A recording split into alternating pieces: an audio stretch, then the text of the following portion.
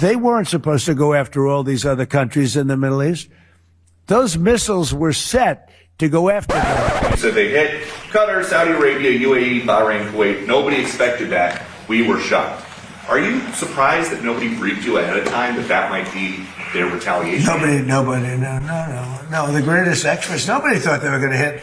They were, I wouldn't say friendly countries. They were like neutral. They lived with them for years. More breaking news on how Trump was warned about the potential repercussions of his decisions in Iran. And it's not coming from CNN or even a Meidas exclusive, but Rupert Murdoch's Wall Street Journal. They are going in on Donald Trump at the moment. Nobody expected that. We were shocked. According to reporting from the Journal, General Dan Kane, chairman of the Joint Chiefs of Staff, warned Donald Trump that a U.S. attack on Iran could trigger the closing of the Strait of Hormuz, one of the most critical oil shipping routes in the world. That warning wasn't theoretical. Military planners had long believed that Iran could respond to an attack by using mines, drones, and missile strikes to disrupt the shipping that goes through that strait, choking off global energy supplies. And Trump acknowledged the risk, but then moved forward with the war anyway, telling the American people on 5 different occasions that Iran was defeated. But what are they? The Undertaker? Because clearly that's not the case, seeing as he followed that up with calls to our allies asking for help. I'm doing something about it. And I had to take an excursion. We had the greatest economy in history. We still do.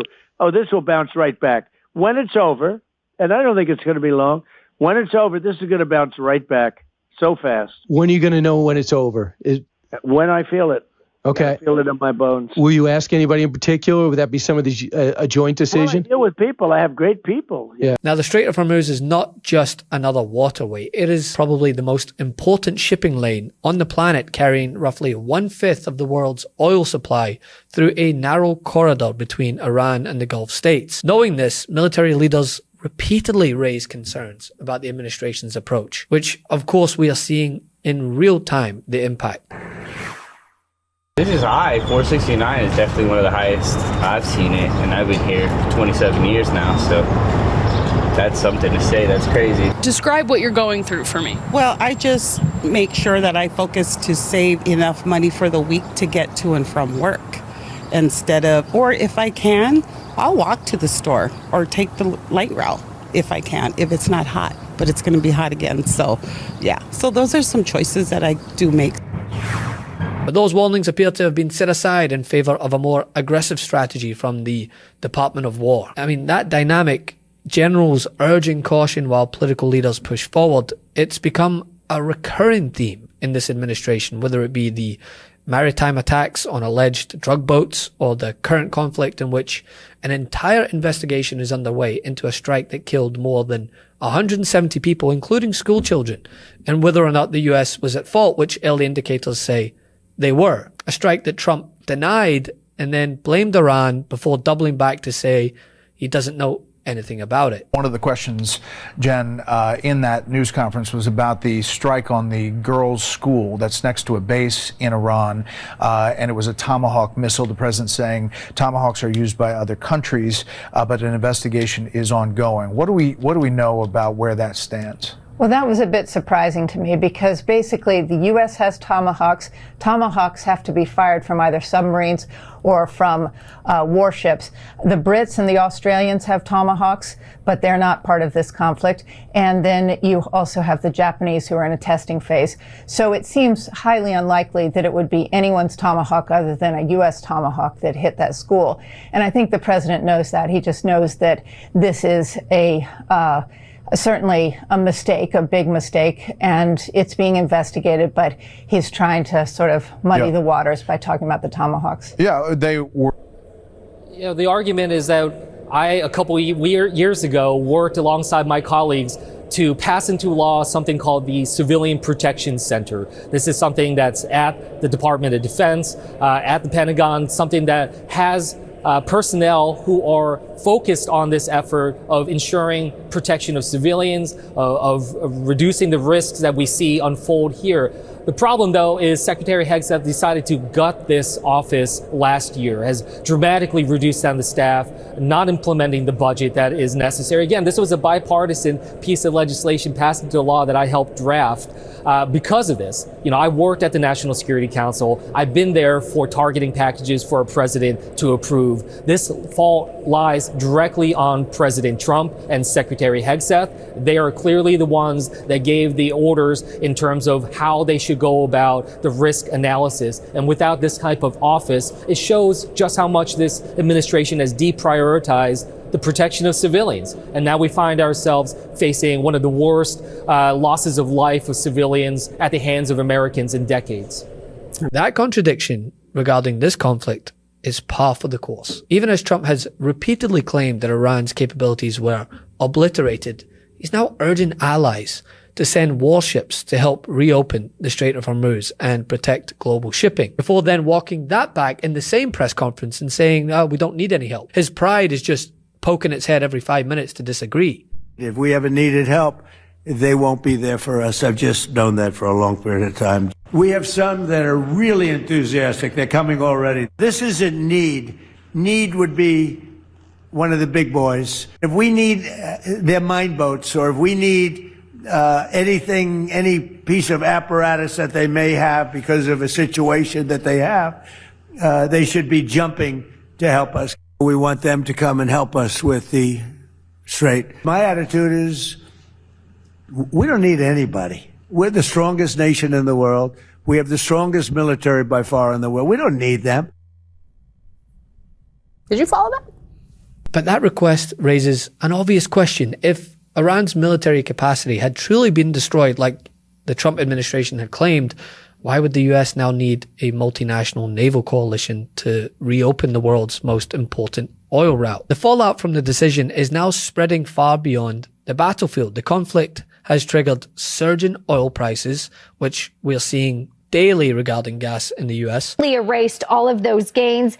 Gasoline prices have exerted the most immediate impact felt by consumers through the magnitude of the pass-through prices to other goods, still yet unknown. So, Brian, you talk about who's operating on an economic timeline. I'm not saying we don't do this because I'm worried about the price of oil tomorrow. But I think you have to be prepared for that pushback when people have seen the price at the pump. And we've talked about how the cost of gasoline goes into every single thing that we touch and breathe. And yes, it's spring planting season and we can't get fertilizer for our guys in the Midwest. And so I think that's sort of the economic issue that people, I think, have a right to question. And they ought to hold their government accountable. I agree with that. Instability in global shipping lanes and raising fears of a wider regional war. In other words, the United States is scrambling to manage the very crisis that military leaders had predicted could happen. Obvious, based upon what happened last night, and you even previewed on the show, you said the Strait of Hormuz is going to be lit up last night, and it was. And one of those tankers was based in New Jersey. And there are our Gulf allies, obviously, are screaming from the rooftops. We weren't prepared for this. We need more help. India is making their own deal with the Iranians to make sure that they can get their oil out. China continues to get what they need. And we're left thinking, how are we supposed to address this without putting boots on the ground? And from what I've read, all of these military analysts are saying that we're going to have to send people onto the coastline to be able to secure it. And that is the line in the sand for the American people. When you look at the polling, it has definitely shifted towards more support for the Iranian strikes. I mean, MAGA is sold. The days of there's friction over this, that's over. So now it's 85, 90% support. But when you ask Republicans even about putting American boots on the ground in the Middle East again, they're not for it. Democrats, obviously, even much less, and independents. And if that's where we're headed, that's a very dangerous place for us to be, not only from a national security reason, but also a morale and President Trump's administration's perspective. I also think it's short-sighted to just be talking about this as an oil problem. This is a huge fertilizer problem. So 30% of the world's fertilizer comes through the Strait of Hormuz. Prices have already gone up 77%. There was an Iowa farmer who was being interviewed that I was watching, and he said, we were breaking beforehand, right? Farms are going bankrupt. We've been talking about, we got a bailout, we're going to need more, and now we have this. So these are people who were Trump supporters, a lot of them. He did very well in rural communities, has to be exceptionally careful about it. But, you know, ever patriotic and optimistic. I hope that it goes well, but I did not like to see those tankers on fire last night, or that the Ayatollah, you know, maybe it's not him, I don't know, but this idea that we just beheaded the Ayatollah and that's, you know, locked and loaded like a good thing. This next generation is much more of a hardliner, and he has a lot more years to live and a lot to avenge. And the thing is, Trump is out here even admitting that things are out of control. Just today, during that bizarre press conference, he said he didn't expect Iran to retaliate the way they did. Thank you. You were talking about Iran a couple times today and what they did after Epic Fury began. You said they hit Qatar, Saudi Arabia, UAE, Bahrain, Kuwait. Nobody expected that. We were shocked. Are you surprised that nobody briefed you ahead of time that that might be their retaliation? Nobody, no. The greatest experts, nobody thought they were going to hit. They were, I wouldn't say friendly countries, they were like neutral, they lived with them for years. Peter, they were going to take over the Middle East. They were going to knock out Israel with their nuclear weapon. But after we knocked out their nuclear potential weapon, they started building missiles, thousands and thousands of missiles. And they were going to do it with missiles while they developed. These are sick people. While they developed nuclear, somehow they were going to start at a different site, because that site was, you saw the site, the mountain. They were going to go into a certain area, which we know exactly where it is, and they were going to do that. And it's incredible what we've done. I tell you, the job we've done. You know, if I didn't tell... But it appears that military advice was repeatedly brushed aside, and the political fallout at this point is unavoidable. So much so that the Wall Street Journal, they're the ones spearheading the calls for this administration to be held to account. Want to stay plugged in? Become a subscriber to our Substack at MeidasPlus.com.